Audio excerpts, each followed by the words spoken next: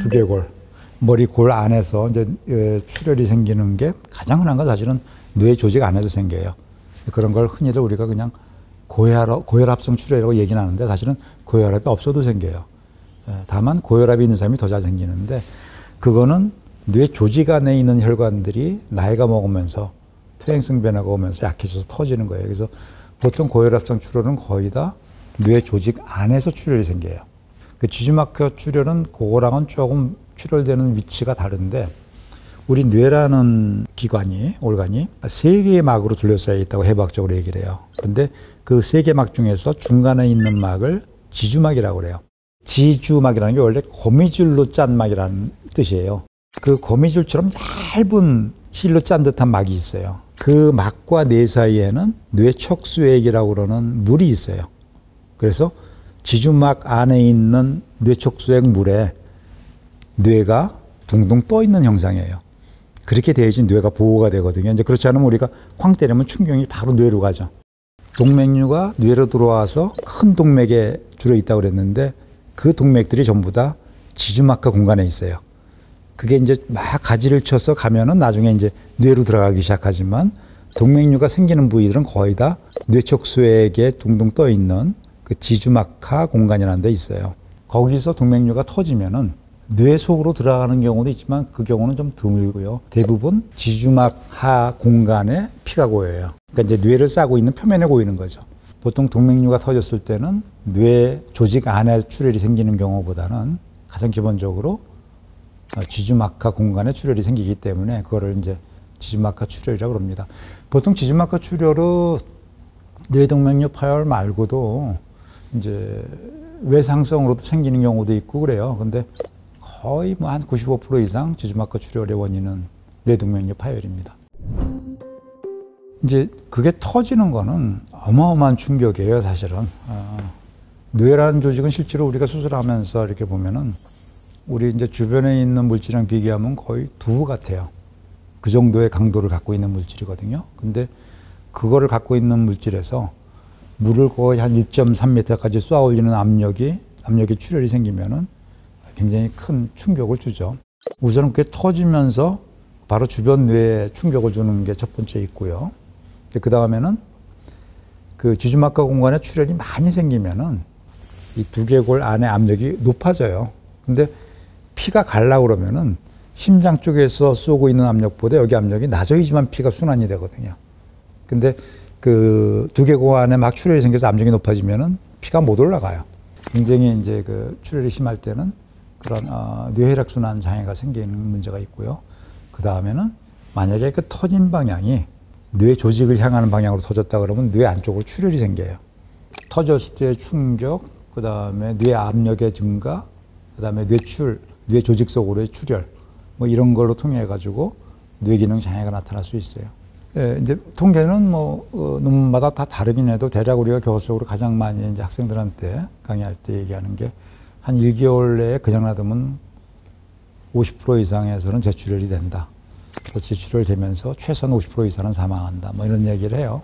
실제로 이제 출혈이 생겼을 때 보통 한 15% 정도는 거의 현장에서 사망을 해요. 그건 이제 뭔가 하면 혈관이 터졌는데 지혈이 안 되는 거예요. 그래서 그냥 압력이 너무 높아지는 거예요. 그러면 바로 뇌혈액 순환이 중단돼 버리거든요.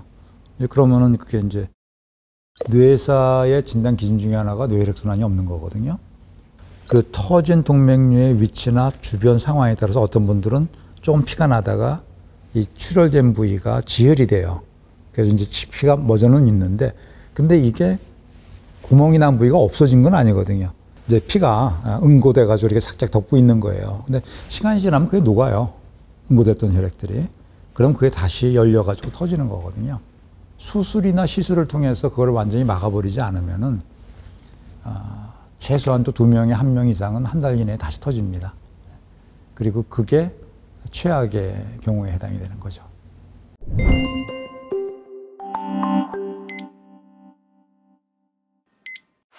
빨리 119 불러야죠. 사실 그거 외엔 답은 없는데요. 우리나라가 사실은 이제 90년대 말부터 시작해가지고 심내혈관 질환 성적을 향상시키기 위한 국가 사업이 굉장히 많았어요. 심내혈관 센터 사업도 그 중에 하나고, 최근에 이제 뭐 신경외과 중심으로 네트워크 사업도 그렇고. 근데 이제 그 사업의 제일 첫 번째 목적이 가능한 한 빨리 치료받기예요.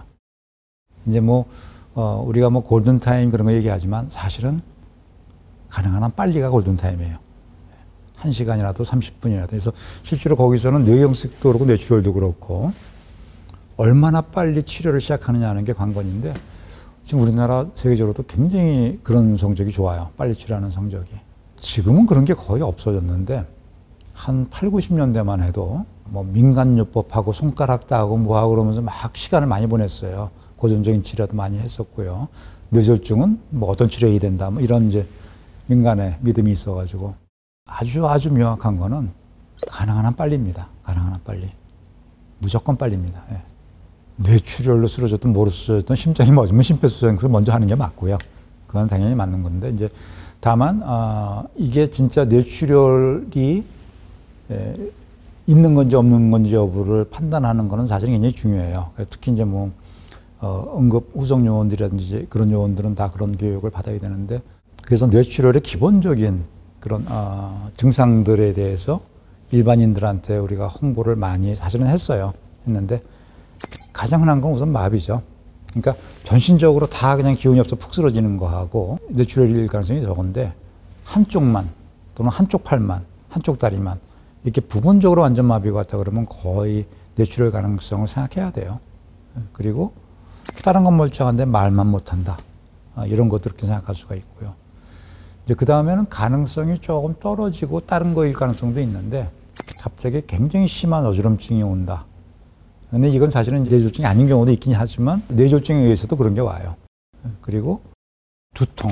근데 그 두통이 그런 뇌졸중이 있을 때, 특히 뇌출혈 있을 때 두통은 대부분의 분들이 뭐라고 그러냐면 평생 그렇게 아픈 걸 경험한 적이 없는데 그게 갑자기 생겼다고 그래요. 갑자기 생기는 굉장히 심한 두통, 이런 것들. 그래서 되게 마비라든지 언어장애라든지 어지럼증이 심하다든지 심한 두통이 갑자기 생겼다든지 이런 게 있을 때는 이분이 쓰러지는 원인이 뇌졸중일 가능성이 있겠다, 이렇게 생각을 할 수가 있죠.